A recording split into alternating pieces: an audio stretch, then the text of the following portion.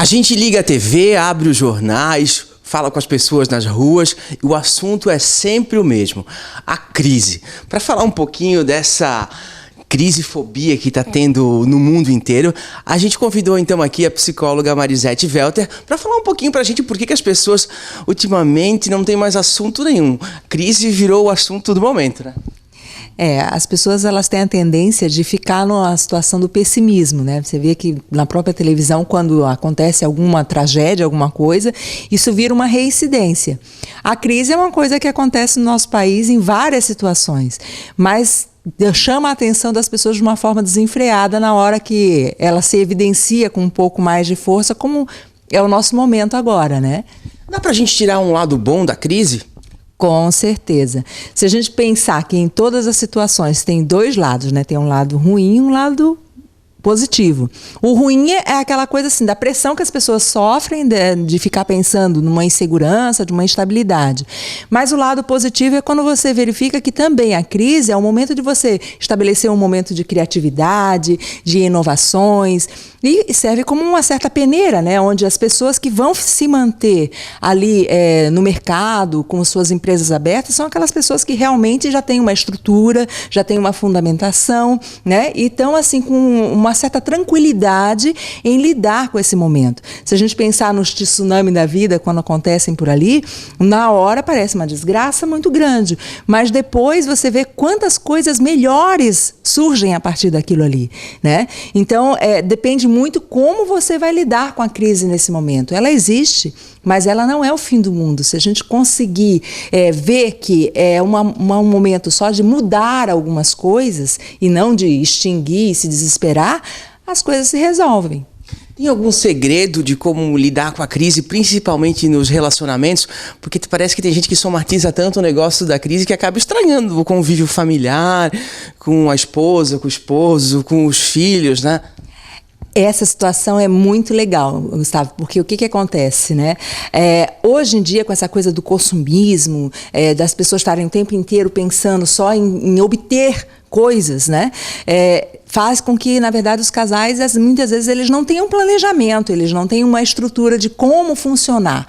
Então, a crise vem também para fazer com que você comece a pensar numa planilha de orçamentos, numa forma de como é que a gente vai direcionar, né, o nosso planejamento de objetivos, de metas, né? Não ficar aquela coisa solta de que, bom, cada um faz o que quer, do jeito que quer, o filho quer um celular, acabou de ganhar um faz 6 meses, mas surgiu um novo, tem que trocar.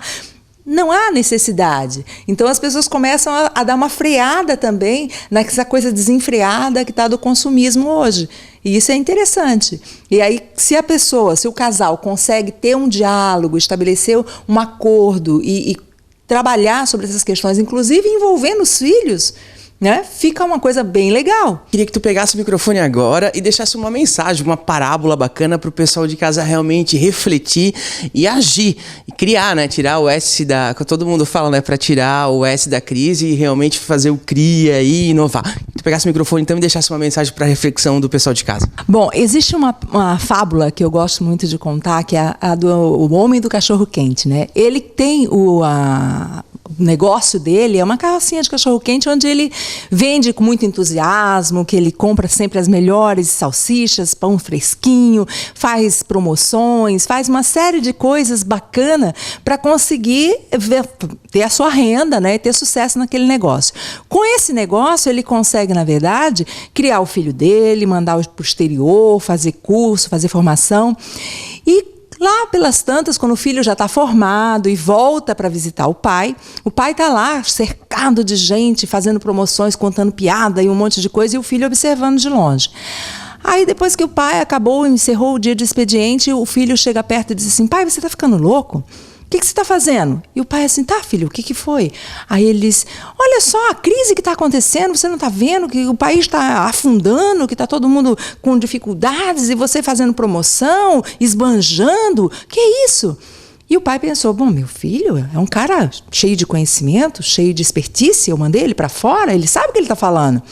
E aí ele começou ao invés de usar o pão novo, usar o pão adormecido do dia anterior, comprar uma salsicha de qualidade um pouco mais inferior para poder baratear o preço.